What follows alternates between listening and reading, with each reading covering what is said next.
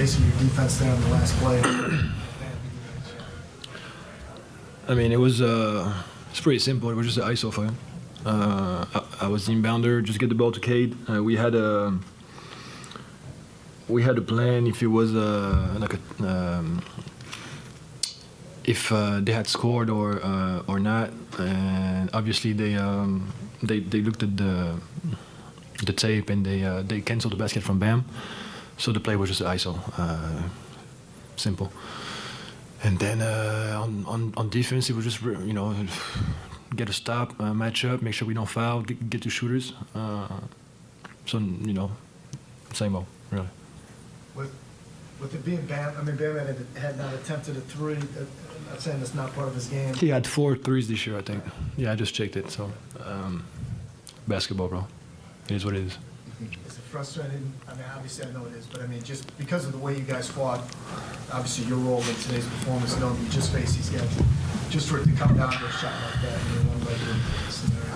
Yeah, it's tough, but we kind of put ourselves in that situation in the first place. We got down 16, just being very stagnant, lacking aggressivity, just kind of being the victims. They were the aggressors all night, pretty much, and when we kind of changed that, the game went our way, and that's usually how it goes. You start making shots, you start building momentum, and you start gaining confidence, and the fans get into it, et cetera, et cetera.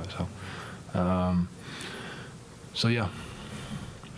You were able to snap out of a shooting slump. You made 4 threes tonight. Just you're in some of those shooting struggles. Is it just like you get up the same shots, repetition? Just what's going through your mind? To be honest, I wasn't in a shooting slump. It was just a very small sample.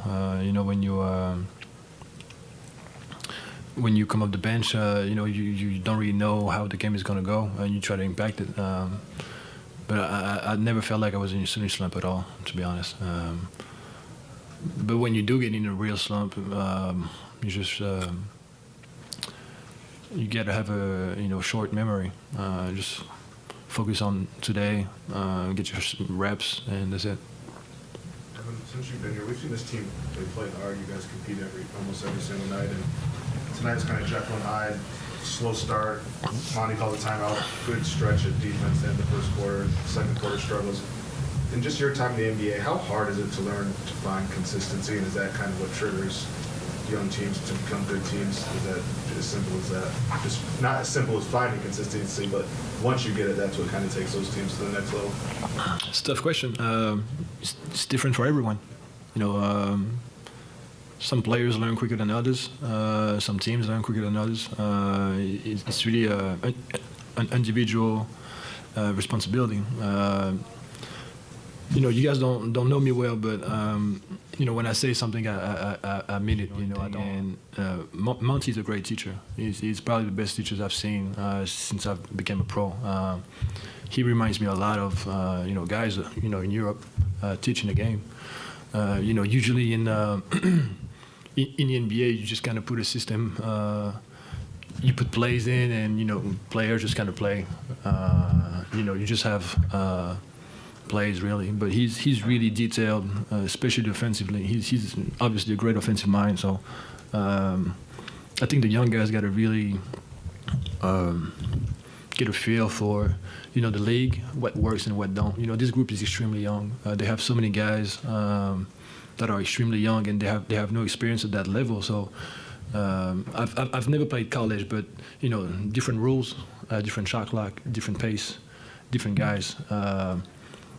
When you get to that paint, you don't see guys that are 7 feet that can really block shots and move, and the rotations and all that. So stuff that worked for you before are not working here, and you have to learn that.